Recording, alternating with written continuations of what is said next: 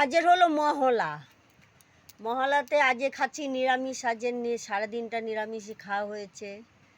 দেখো এটা হলো রাত্রিবেলা খাচ্ছি। এখন রুটি করেছি।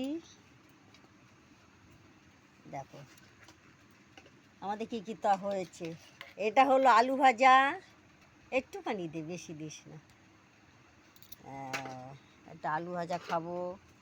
এটা হলো সব রকম সবজি। দেখো ছোলা, বড়ি, পটল, ঢ্যাঁড়স দেখ দিয়ে রান্না করেছি।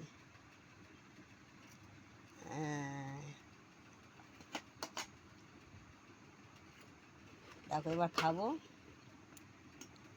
চলে আসো। হাত দিস না, এতগুলো খেতে পারবো না।